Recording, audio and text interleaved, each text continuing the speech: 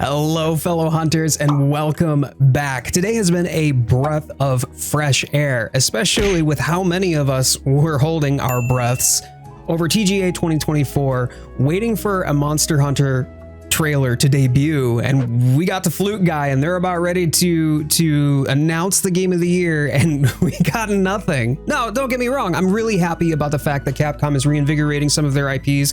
Okami. Hello, that's fantastic. But many of us were really anticipating that we were going to follow in 2023's footsteps with another Monster Hunter Wilds debut trailer or some sort of update or news in TGA 2024. A lot of us were also disappointed when we didn't get to see any new update in 2024. And today was released on the Monster Hunter YouTube a nice little premiere to cover the topics that were discussed and a lot of the feedback that we got from the open beta test. The Monster Hunter social pages were very forthcoming shortly after the OBT that, hey, watch this space, we're going to be addressing your feedback in a future update. Today was that day. And so they cover quite a bit throughout the discussion, things such as performance updates, gameplay updates, weapon adjustments, another beta test, question mark, and clarification on support hunters. There's a lot to dive in here. The whole broadcast, and in fact, you can actually see it here on the timeline, it was almost an hour and a half, which is huge. That was a lot. That was a lot. We're used to 15-minute to half-hour bites. But it was a really great discussion between the two of them, Tokuda, Jono, and Joe. So I guess that's three of them. And I've also just realized that I guess I've like affixed myself to Jono's torso with the way that the positioning of my camera is. If I were to shrink down, this isn't gonna work. Jono, if you're seeing this, I'm so sorry, but no, I'm not going to color my hair blue.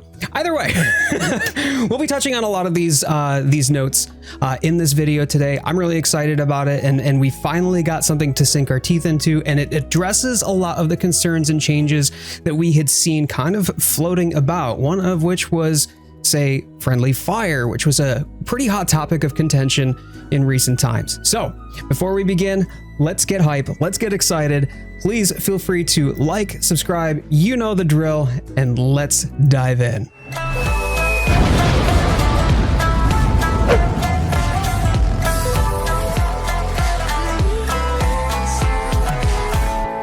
So one of the biggest buzzwords that have been floating around ever since the open beta test is the word optimization. You know, the game code needs to be optimized for the game to perform well when you play it.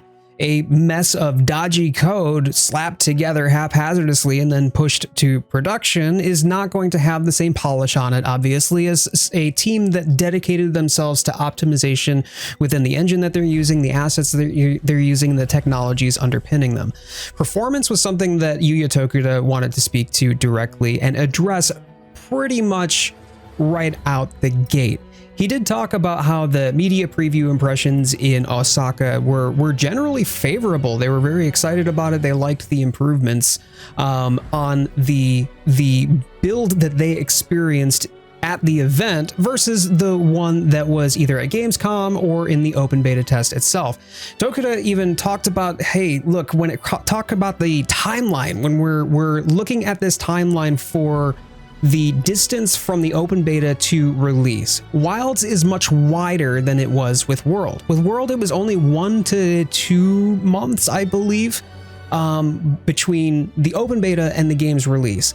The open beta itself had a much more polished version of World that we could better represent the experience or better gauge the experience of the full game. And even then, the full game when it released still needed performance updates.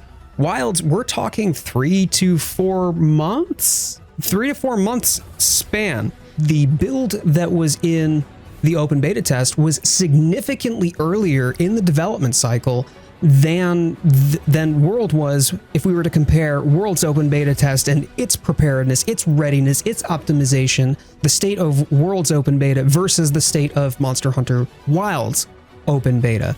So one of the things that we had heard back from the Monster Hunter Wilds team on social media, like it was on Twitter that I remember the post, but it was probably on other pages as well, their other socials, was that, hey, look, we've already got, even shortly after this open beta test is finished, we've already got a build where we've addressed the ghosting after image when using AMD FSR's frame generation technology. I couldn't reproduce this with NVIDIA DLSS frame generation, so I don't know if it affected that, but at the very least, they wanted to show in good faith that, hey, we are working on optimization already. So he touches on this a little bit and actually shares some targets with us, which I thought were quite interesting. The performance itself, he speaks to specifically PlayStation first. And here, the prioritized graphics mode on the standard PlayStation 5 is near native 4K, hitting a 30 FPS frame rate. That to me is impressive, doing that on vanilla PS5 hardware. Prioritizing frame rate instead of graphics just runs at a rendering resolution of 1080. So it's an internal resolution of 1080 that is then upscaled to 4K. It's not going to be quite as crisp or clean, but the target frame rate here that they look to achieve is 60 FPS. Take it a step further than that, something that I wasn't really aware of and you can't quite see behind my camera, but the upscaling support with AMD FSR in the full version. Upscaling is supported with AMD FSR in the full version. We have the ability to use AMD FSR and NVIDIA DLSS. So maybe this is only specific to the PS5, but I actually don't think that that is true, because checkerboard rendering in OBT, that was something that we all experienced. Everybody, whether you were on PlayStation or whether you were on PC or whether you were on Xbox, all experienced checkerboard rendering, even if AMD FSR, NVIDIA DLSS, or Intel XeSS were enabled.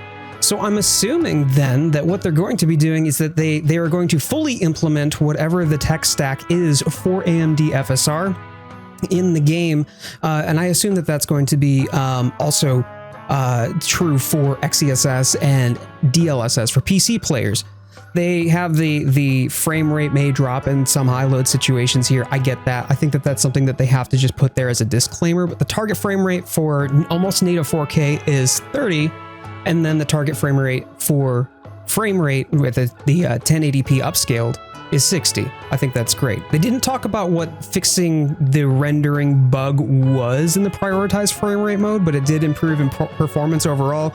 They showed a brief snippet of what the game actually feels and flows like compared to the open beta itself. They also talked on a day one patch. There it is. There it is. Said the word, day one patch. I know.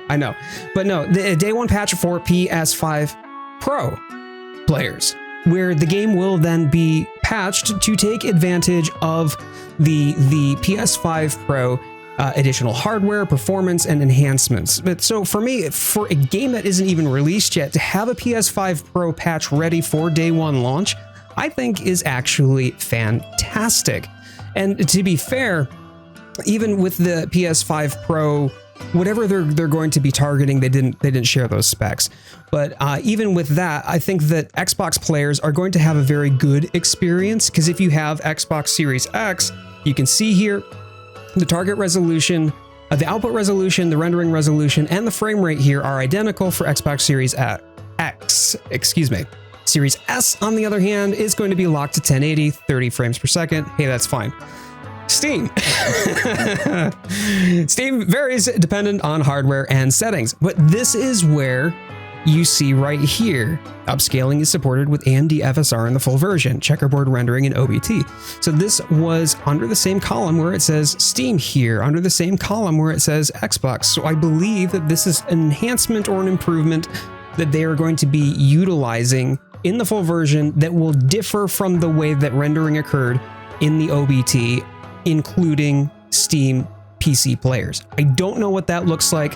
However, Tokuda did say that when the game is released, as they continue on in the development cycle, as they continue with their efforts to optimize and polish the game, that they are looking to lower the minimum specs published to the Steam page. They want to get the game in a state where anybody can play and have a good time.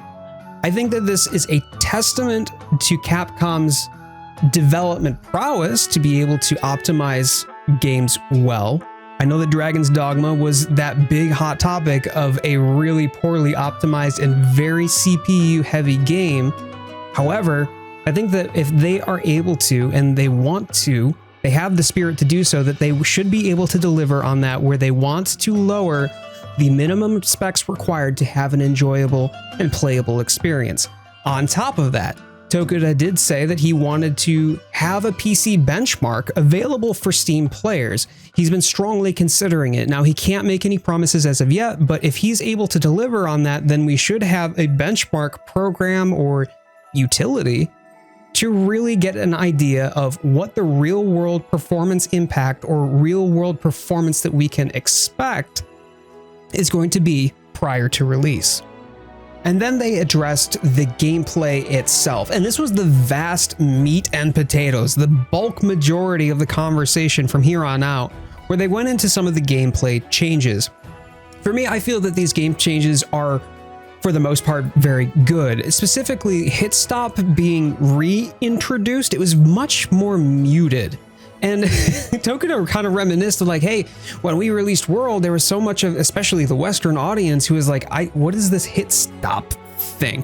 That's just been kind of the Monster Hunter thumbprint. It's been part of the Monster Hunter identity for so long that anybody who's played a Monster Hunter game is like, yeah, Monster Hunter isn't really Monster Hunter without HITSTOP.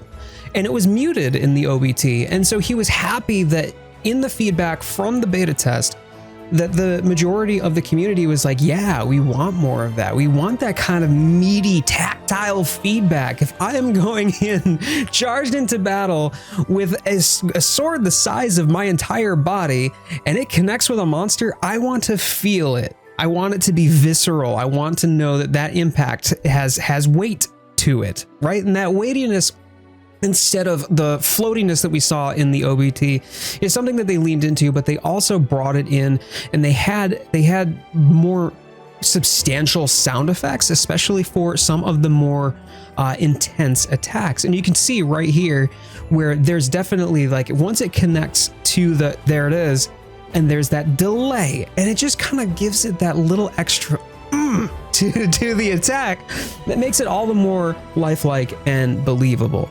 But I think that the next thing, and this was a bigger topic, was friendly fire.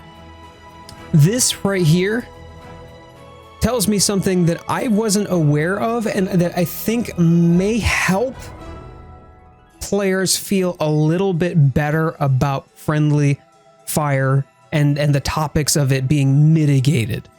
Friendly fire, and it's right behind my camera here, but it says friendly fire had already been mitigated for most weapons in the open beta test. Meaning that if you played the open beta test and you were like, hey, this is fine, this is good, right? Then you weren't aware of any of the differences, and the only time that you became aware was when people started talking about it, or when Capcom came out and openly said, hey, look, we've mitigated some of friendly fire. Yes, it is true that it is reduced and was reduced, and that was a design choice on their behalf. But if you went through the open beta test and you were like, hey, it's fine, I'm not bothered by the degree of friendly fire or its reduction that was in the open beta, then you're good to go, because that was already present when you experienced it. Now, if you had gone into the open beta and said, wow, this feels really weird, what happened to my friendly fire? Unfortunately, that is a design choice that they really wanted to dive into. As I was mentioning earlier, there's the multiplayer aspect. We're talking about a game that is really focusing and leaning into a seamless multiplayer experience, which we talk about a little bit later in the video as well, where we want the opportunity for more hunters to be able to engage with one another in a meaningful way. The full version will include further mitigation, by the way, not less. But they did show off what that mitigation would look like for upswinging hammer attacks. And they played a brief video of the hammer swing, and take a look at this. It still impacts the hunter. It still disrupts what the hunter is doing. The strategic value of understanding your positioning is not fully lost here, because there is still going to be a disruptive enough of an impact to friendly fire. So yeah, we can't cheekily just whoop and scoop our friends and watch them just perilously tumble away. However, the friendly fire will be enough that, hey, if you're not in position, you're still not going to be able to fight effectively.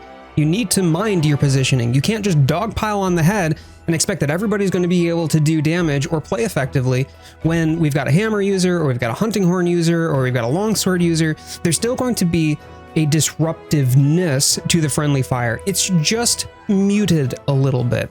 I feel that that is better than what I had thought it would be. I had some real concerns that everybody was just going to dogpile on places, and that the whole idea of like class diversity or weapon diversity and class diversification, you know, think of a lance playing as a tank, right?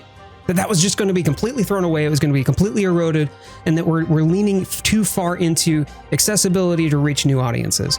I think that this is a happy middle ground if they're looking to mitigate, but we won't know for sure to what degree they have fully mitigated it until we've actually played the full game. The decision was made because of crossplay. It was because of new players, but think of it, they put it very well. Instead of it being pandering to new players, think of it as protecting seasoned players.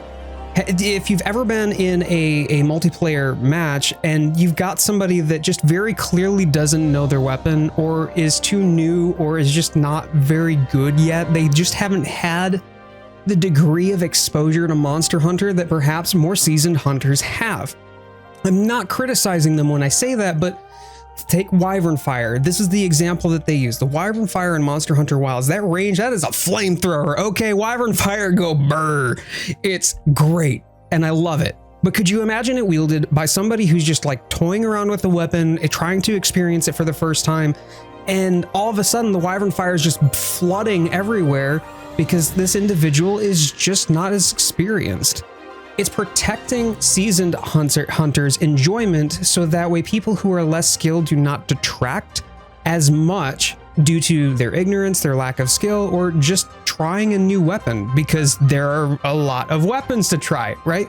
It helps us if we put it in a more positive light. We recognize that, hey, look, we're not losing something by having these changes that the friendly fire mitigated.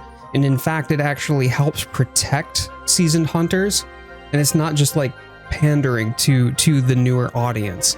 At least that's the way that I'm trying to frame it in my own mind.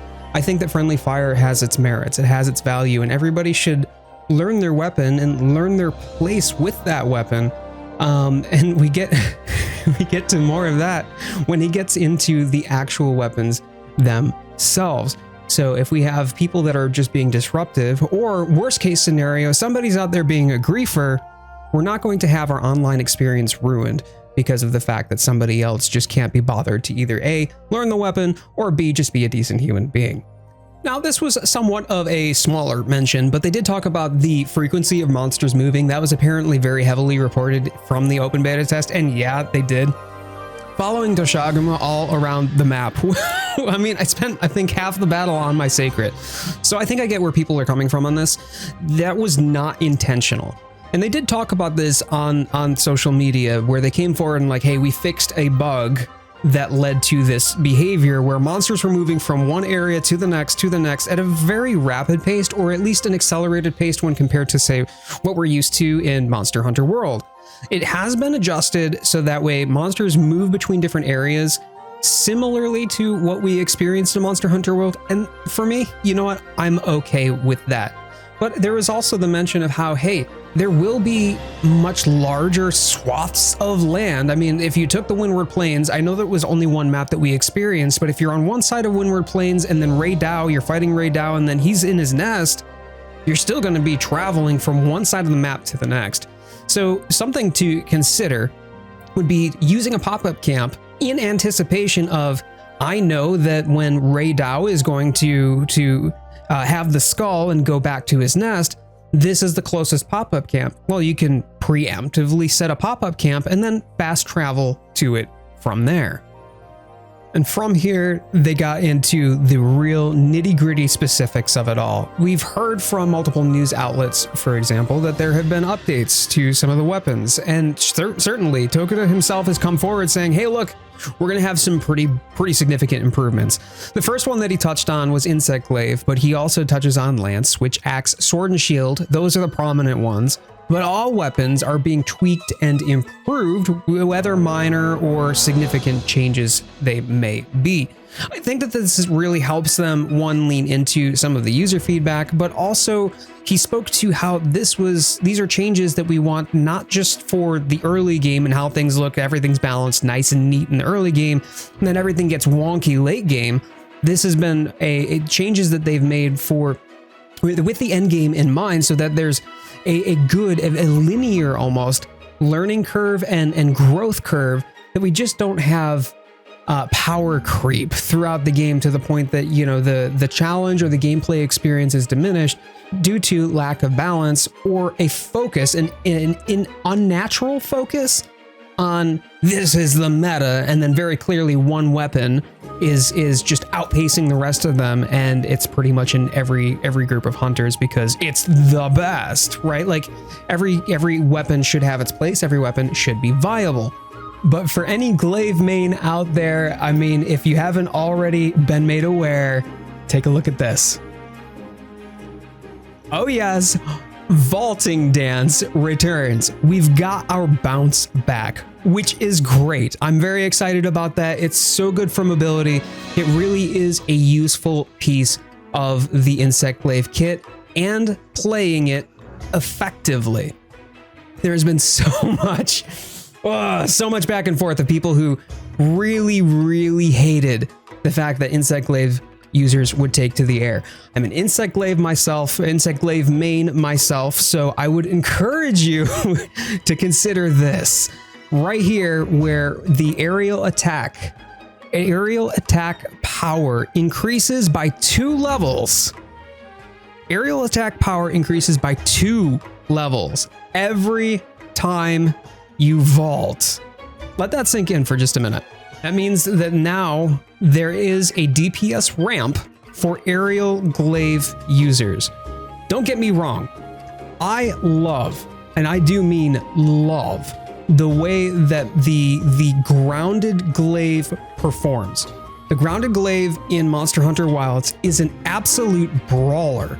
It was really impressive. I mean, we think in world where you would do the majority of your DPS on the ground, and then if you built it right, you could have some value that you could add during those moments that you're in the air. Think of the aerial jewel, for example. In this, in Wilds, there was absolutely a significant improvement to grounded combat, in my opinion, with the way that the glaive handles itself, and it is a brawler on the ground. Now, this indicates that there is value in your vault from a DPS perspective. If we're talking about the optimal way to play, which is to assume, it's always the assumption that you do the most DPS, that DPS is the definition or the golden standard of what optimal play looks like. I'll tell you it's not. However, you have viability from a DPS perspective now in the air as well as the ground. And I think that that is a drastic and well-needed improvement for the Insect Glaive. So not only are they giving us our vaulting dance back, they're also giving us a buff for utilizing the vault.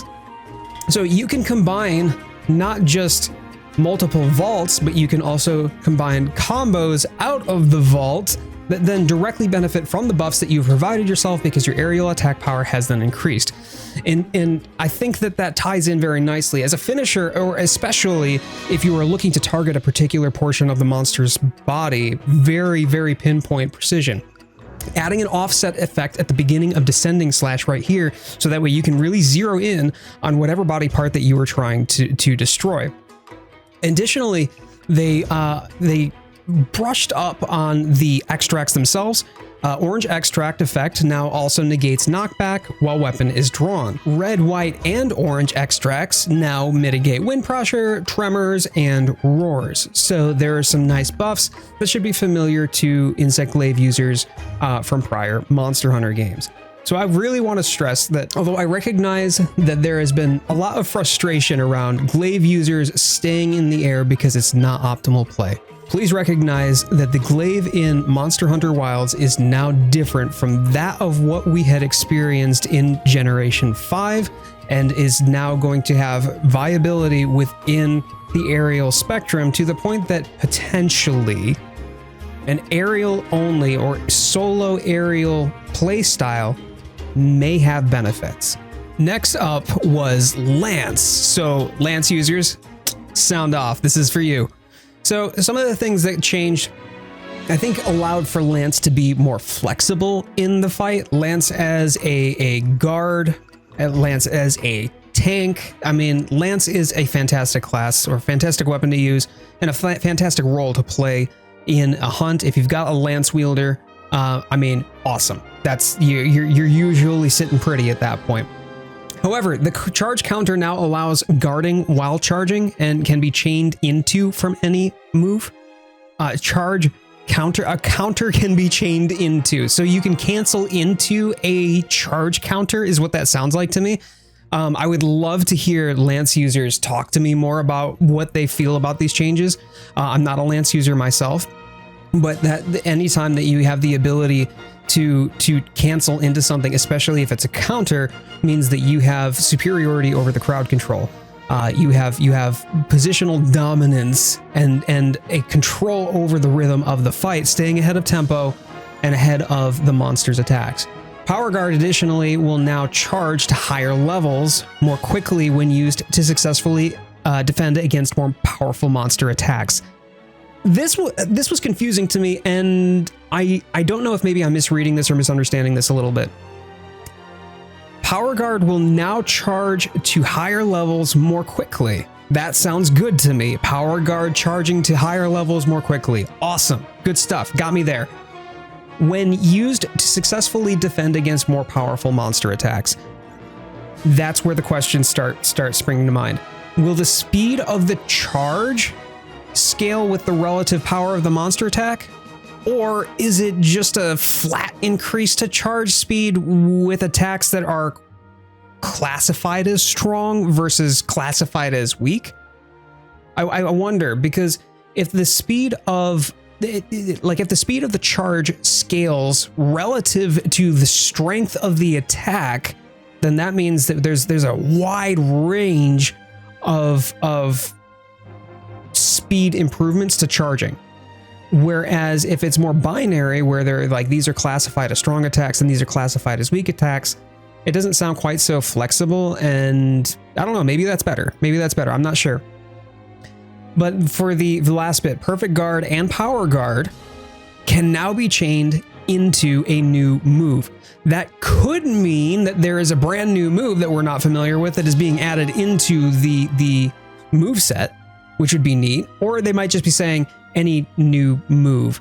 But I think that they would have said, if they were referring to just any other move, they would have said any other move. A new move to me suggests that, hey, maybe Lance is getting some more moves. Maybe they're getting some well-deserved love on the Lance. But this also does mean that timing effectiveness is really important. You've got to be there to be able to perfect guard. You've got to be able to power guard. You need to play your role. You need to have your timings down. It makes sure that for seasoned players that there's still a high enough skill ceiling to have rewarding combat. And I like that. Next, they went to Switch Axe, where there was some improvements, various adjustments made. It was unclear as to what those adjustments were, but it was to make the sword mode after building the axe mode gauge feel more satisfying. I think that the idea is they want the Switch Axe to feel good when you're playing it, that the sword mode got a little bit of an increase to it, the axe mode pared back a little bit or a little bit more mobile, something that with regards to how the game feels, like how the weapon feels and plays, is being improved. And I think that this kind of doubles up on how the hit stop mechanic is being, you know, re-implemented, or the meteor sound effects for stronger attacks, that those are going to come into play, that they really want this game to have really solid and rewarding feeling combat. And I think that that was the aim, is that they're doing some trial and error to make sure that switch acts be feeling nice by the game's release. Parameter improvements made to various moves, including full release slash, meaning that there's increased damage. Parameter improvements, that just sounds like buff to me.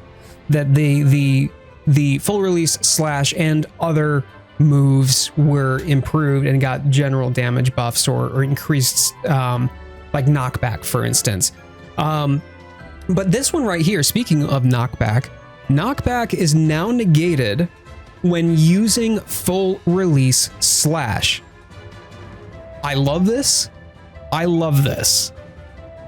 That's super armor right there. So for Soulsborne players, like, think poise, right? Like, if you're using full release slash, you're not going to get knocked back, and you're just going to tank right through it and continue with your attack animation right there. Maybe that just appeals to the megalomaniac in me, but I love that. That to me is exciting. And Sword and Shield, as the last of the 4 named weapons that we're getting a lot of improvements here. Specifically, Rising Slash can now be used while guarding. So if you're guarding and you want to be able to come out with an attack at just about any time, that giving you a little bit more agency as to your timing in the fight, you can do that while guarding.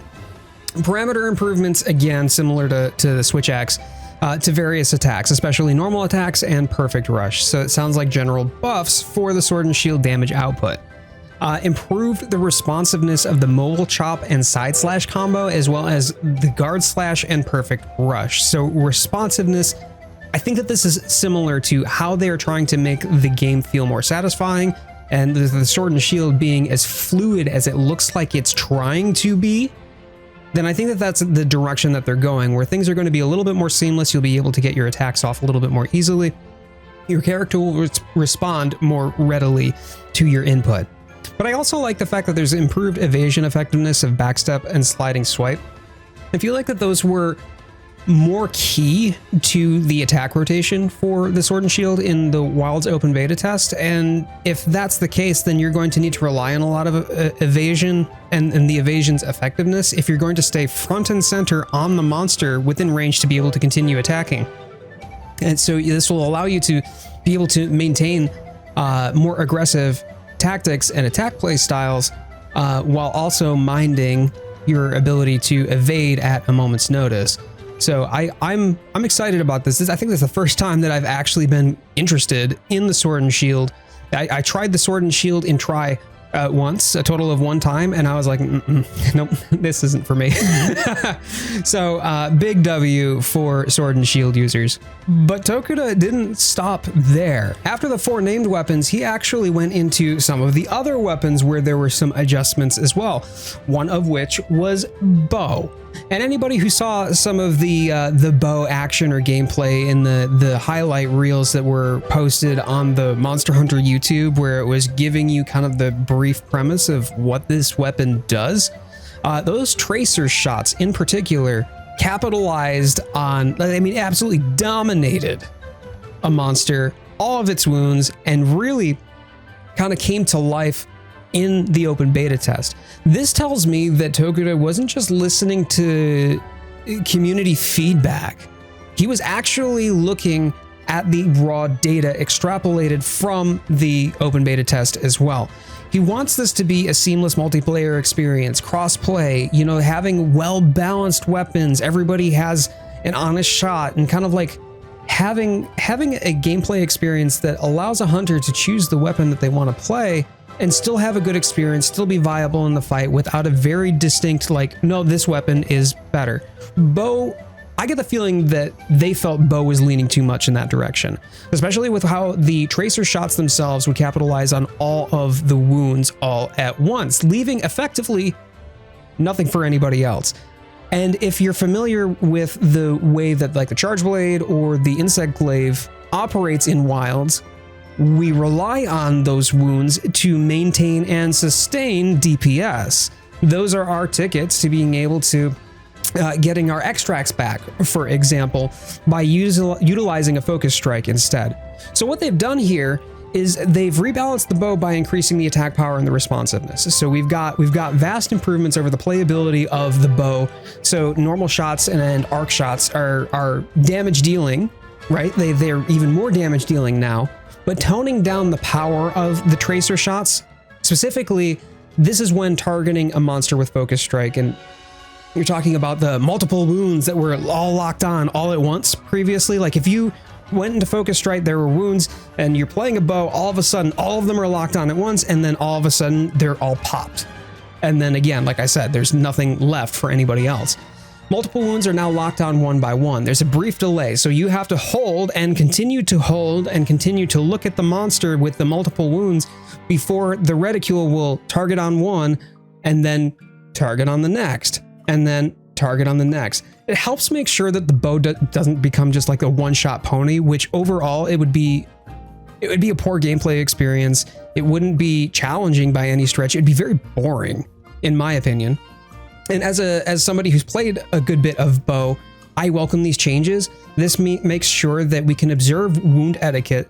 We can still utilize the bow in all of its move rotations, and we still have the improvements over Monster Hunter World, for example, where we're talking about the mobility that the bow affords, and just by virtue of how it's manifested in Wilds. So one of the weapons that weren't named, but they did touch on, was actually Hunting Horn. It didn't really fall under the other weapons that you see on this page. It is something that they were just conversing about, so I figured I would discuss those notes here. From the open beta test, Tokuda felt that the Hunting Horn was a bit too strong. And this is where it's going to get a little bit leaning into end game or late game design and balancing for him. He was talking about multiplayer. He wants to make sure that the multiplayer experience is even, it's balanced, it's something that can scale well into the end game.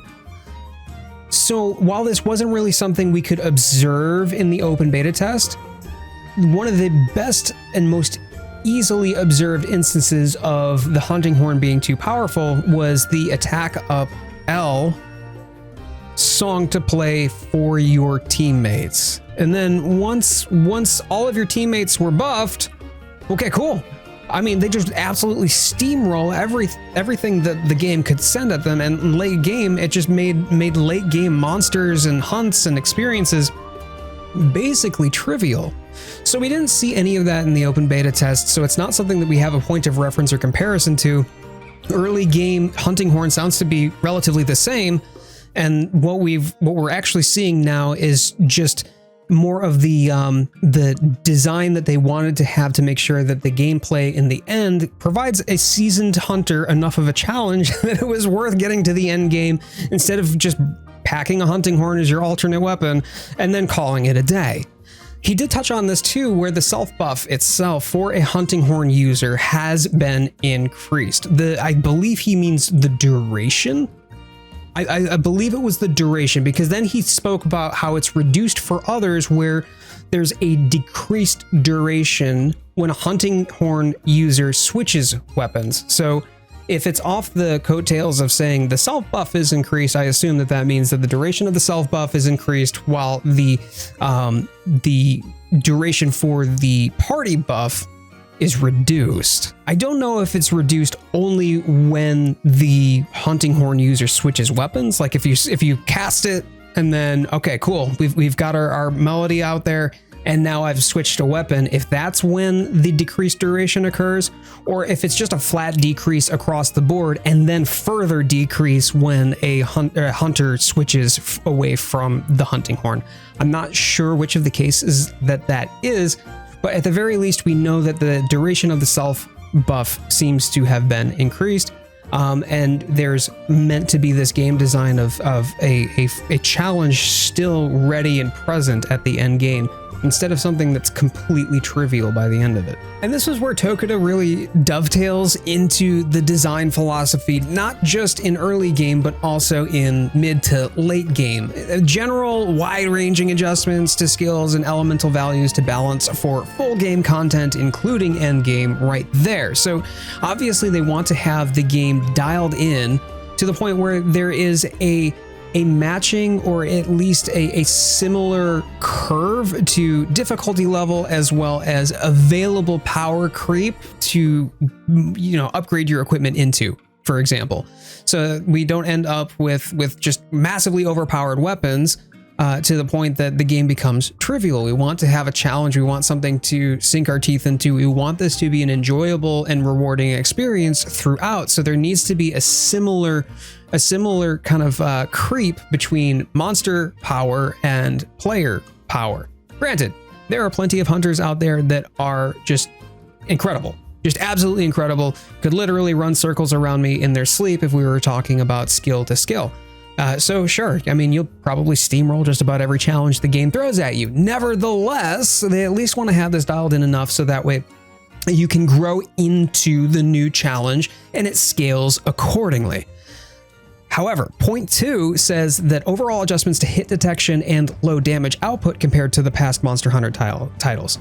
They are making adjustments to low damage output. That almost sounds to me like, well, they're increasing damage output then, right? Like if prior Monster Hunter damage output was low and they're changing that, they're making us do more damage. Well, what about our challenge then?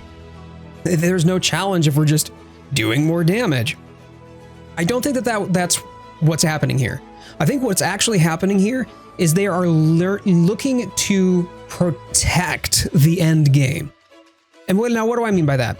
When we're talking about the end game, if you were to think of, say, for example, Monster Hunter World Iceborne, towards the end of Iceborne, what phenomenon did we experience? There was like this HP bloat on just about every single one of the end game monsters. There was not a whole lot of deviation where the fight itself was something unique or transformative. All that they did to try to add more substance to a fight is add a whole bunch of HP onto a monster. This HP bloat made the fights a bit of a slog. It also really didn't answer the incredible power and utility of the Clutch Claw in an effective way. I mean, you could crowd control the monster into the ground with the Clutch Claw, and hence why there was so much controversy around it, was because it was just, it made a lot of aspects of the games and gameplay mechanics just completely trivial. And so what I think that they're doing is that they're learning from that experience. They don't want to find themselves in the same scenario where their end game is just like, well, the only way that we can make this feel like a real hunt is to just tack on gobs of HP. And so if they are adjusting the low damage output compared to past Monster Hunter titles, they don't have to rely on an overpowered gimmick to add more skills or more power to the player. They don't have to rely on this gimmick to make the player more powerful in this sense of progression. What they did was they had a very strong sense of progression within Monster Hunter World, and then pushed that sense of progression so far off the deep end that they had no answer to counter it. So then you see things like Novas from Safi, from Elatrian, for instance, from Fatalis, where it's like one-hit kills, and that was the one of the answers that they had towards the end game to be able to mitigate the amount of power creep that the player had. So in this case, overall adjustment to hit detection and low damage output compared to the Monster Hunter titles. If they have a higher amount of damage that you're doing overall, if you're just looking at raw numbers and this is higher than it was in World, I think that the overall adjustments are probably going to be dialed into the rate at which the difficulty of the game at Monster Hunter Wilds, the rate at which the Monster Hunter Wilds difficulty scales. So I feel optimistic about this. We won't know to what degree these overall adjustments will impact game or gameplay, whether or not it feels too hard, whether or not it feels too easy, or whether or not it's only easy for seasoned players but really too hard for early or new players. We won't know for sure, and there's going to be a wide range of experiences I'm positive of. We won't know, we won't be able to determine this until we actually get some raw damage numbers that we get to play after the game's release. But what's not visible here is one of the design philosophy choices were behind multiplayer. What they're going to be doing, by the way, is bringing private lobbies into the game at release. Private lobbies are meant for us to be able to play with just this group and not have to connect to a public lobby to be able to play. Squad lobbies are returning as well, which I think is fantastic. I mean, 100 player lobbies is great and all, but if you were in a public lobby, there's the propensity that somebody's going to be spamming stickers in the chat. And they spoke to that directly, actually. There are two solutions to this, by the way. One, players can be muted in public lobbies. So they will be able to silence somebody in a public lobby if they're just being a little bit cheeky and getting a little bit too trigger happy with the stickers. The other piece of it too is link parties and environmental link is something that I don't think that was as readily saturated, or that the community as a whole really fully grasped in the open beta test. I know I certainly didn't. In fact, a viewer actually pointed out to me that you could use environmental link, where you could have this essentially cooperative playthrough, as you would think of it, say, if you were to play all together in the same world, think Soulsborne style, and you want to have a cohesive campaign together where you're all playing through the game together. Environmental link allows you to do that. However, the link parties and the environmental link will allow you to switch over. It'll automatically bring you into the chat of the link itself and out of the public chat. So if you want to play pub lobbies, great, just so that way you can, find randos to play with or go help people out on their hunts, awesome. But once you're into the link, then it silences the general chat, which I think is a nice touch. Link parties and quests will default once you join the quest, and muting general chat, so that way it's not distracting or detracting from the hunt itself. Helps with the immersion breaking that really occurs in the central hub now that the gathering hub is just the town itself. He did also touch on, hey, is there another OBT? So the open beta test got exactly what they needed. It served exactly the purpose Capcom was intending. They wanted to understand network load. They wanted to understand whether or not their servers could handle it. They wanted to get feedback from the community. They wanted to extrapolate real world data from the experiences of the hunts themselves. And I think what better litmus test for your game than real world data, right?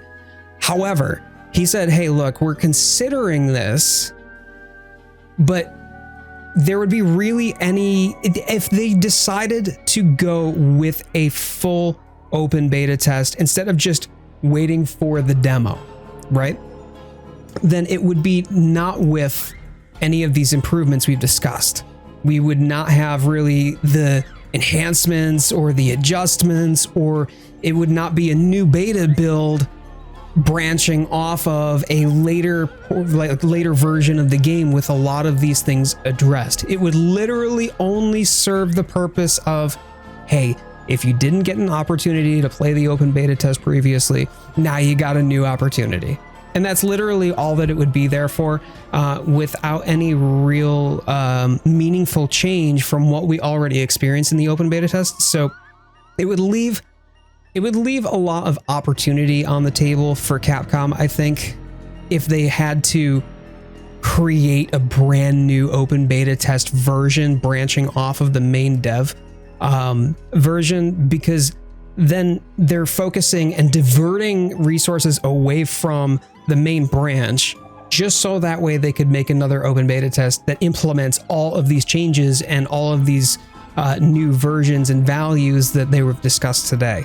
And I don't think that that's a wise use of their time. I think that for them to dedicate their time to a polished product, as we're nearing release, we're 2.5 months away.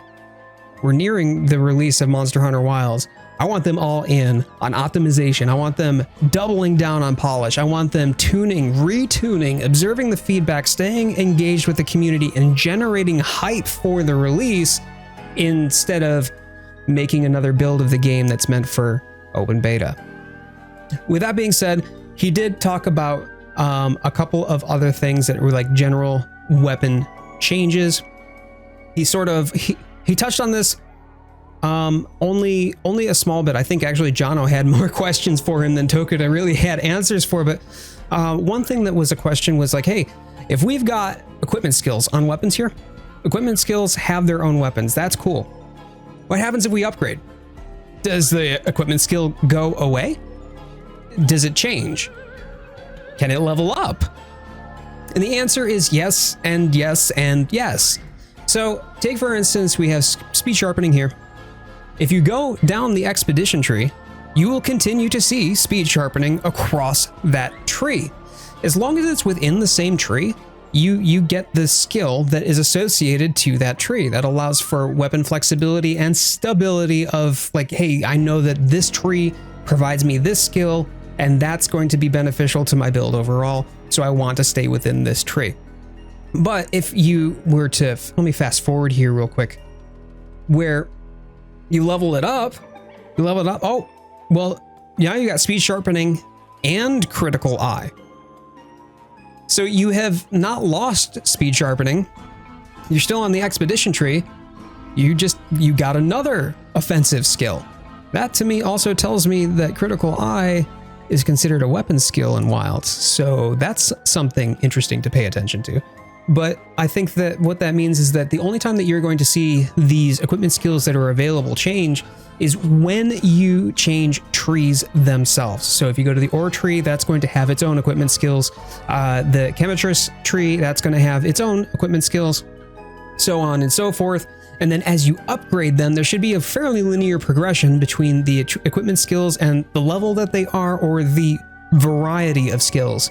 He did also confirm that towards the end of the upgrade paths for these weapons, that there are going to be slots. You have decoration slots available to you too, so that way you can then gem in different skills to be able to complete or round off your build. And then last, there's the clarification that Tokuda wanted to provide on support hunters. So there was conversation about SOS support hunters. Would they be overpowered? Would they capitalize on wounds? What would be the AI behind each of these hunters? And apparently each of the hunters themselves have their own personalities baked into their AIs to differentiate themselves from one another. Tokuda said that the wounds that you would be able to prevent your SOS hunters, these support hunters, from capitalizing on wounds. So if you were a glaive user, I'll use this example again, and you're looking to have wounds available to make sure that you have DPS, you can sustain high DPS, but then your support hunters are just popping those wounds on you, well, then you're not going to have any. Tokuda had said that you would be able to change that you would be able to prevent them from doing so. I assume due to a setting or due to the way that the AI was coded. I'm not 100% sure, but day one, he clarified they will use focus strikes and they will be able to capitalize. They will be able to break those wounds. After he estimated about a minute, but there will be some leniency there due to the varying personalities that are baked into each of the AIs underpinning these support hunters. So that's something that, as I understand, they're going to add in at a later release, but I don't know of a timeline. He didn't clarify on that. But what he wants to do is make sure that we have more granularity, not less, but more granularity with how we interact and operate with support hunters, and even which ones can be called via SOS, and having the granularity there for a given need. I'm curious as to what they intend to do with this, to what degree the granularity is going to be, or how you set up your teams, or maybe you can set up different teams on the fly. I'm not sure. But with where they're going with this and the way that they're dedicating themselves to not just innovating the Monster Hunter formula with all of these new features, that they also have a lot of, I feel that they have so much more foresight now, ever since they did Monster Hunter World, that they have so much more foresight into how to sustain a meaningful gameplay loop, a meaningful player experience throughout not just the early game, not just the mid game, not even just into the DLC, but throughout all the way to the late and end game of Monster Hunter now. I think that they've learned a lot from their experiences with Monster Hunter World. I think that they recognized some of their missteps and mistakes. And I also feel that the Monster Hunter community as a whole feels like, hey, like, I have concerns that maybe they might be leaning a little bit too far into making this accessible for newcomers. I personally don't feel that that's wrong, provided that there's still a meaningful and substantial gameplay experience for, say, the core fan base, or for experienced and seasoned hunters who have been with the series for a long time. As long as the gameplay experience isn't diminished for them, I have absolutely no problem with having some quality of life issues available to a given newcomer. But what I also think is something that makes me feel optimistic about this is that they have done so much to dial this in. They have learned so much. And in the short period of time between the open beta test and to now, for them to be able to have such an in-depth conversation to the point that it is quite literally an hour and a half broadcast just talking about the changes pursuant to the open beta test. These are just the changes from the open beta test to now that they have already implemented from our feedback, not to mention all of the content that they have already planned, already developed, and what they're doing, like what they've got in the works between now and release. So this tells me that they're very in tune with their game, and they have very clear direction, a very clear vision, evidently a lot of passion for it too, to the point that Tokuda would take time to sit here and talk about this to such length. Tells me that they're going to have a well-balanced product. I do feel very positively about Monster Hunter Wilds, and especially now where they're looking to ensure that not only are the performance and stability concerns at a mechanical level are addressed, but also that they have vision and foresight as to what their design choices are going to be to make a well-rounded and rewarding experience in the gameplay throughout the entirety of the game. And I assume that that is going to then carry over into the DLC. I'm excited and anticipating that. Like, I'm already living for the DLC at this point, because, you know, typically where the Monster Hunter games, you have low rank and then you have the DLC, which gives you high rank or G rank, depending upon your location. And now I just want to dive into G rank, and I haven't even played through low rank yet. So you know what I mean? Like, I'm excited about this, and I think that there's a very good reason for other people to be excited about it too. I think that whether you are a longtime fan of the series or whether you are just kind of coming up on the bubble of hype that is Monster Hunter Wilds, you know, taking a look at Monster Hunter because of all the hype that's been generated, and now you're looking at it. Hey, look, I think that there's going to be something in it for all of us. And I think that if they have balance in mind, that every single player should have an equal opportunity to be able to have a meaningful and enjoyable hunt or gameplay experience, regardless of what role they play, regardless of what the optimal build is for their role. They'll have the ability to pick it up quickly, pick it up easily, low barrier to entry, right? Like, that's what we want. That's a good design choice, to have a low barrier to entry, so that way anybody can just pick up the game. However, high skill ceiling in which to grow into, so that way there's almost limitless capacity for each hunter on an individual level, but also as a collaborative level as a team, to be able to grow into the pinnacle of what we would consider a Monster Hunter skill set for a given weapon, for a given fight, for a given element, or whatever the case that may be. So I think that they're doing the right things. They're at least telling us the right things. And I think that we as a community are going to be in for a treat when Monster Hunter Wilds releases. So I'm excited. I'm here for the ride, and I hope that all y'all are too. Thank you so much for taking a little bit of time with me today, folks. I appreciate it. I hope that you're looking forward to this as much as I am. And if you haven't already, I would love your subscription. So please slap that like button, drop a subscription if you feel that the video was worth your time. I am almost to the 2,000 subscriber mark, and I'm almost to the 1,000 follower mark over on Instagram as well. So I am very much looking forward to covering more of all of this with you, and having the opportunity to play alongside you in the near future. I'm Jade, and I've been covering Monster Hunter Wilds since TGA 2023. We got through TGA 2024, no update, but at least this one gave us something good to talk about. Thank you, hunters, and may the Sapphire Star guide your way. I'll see you in the comments below.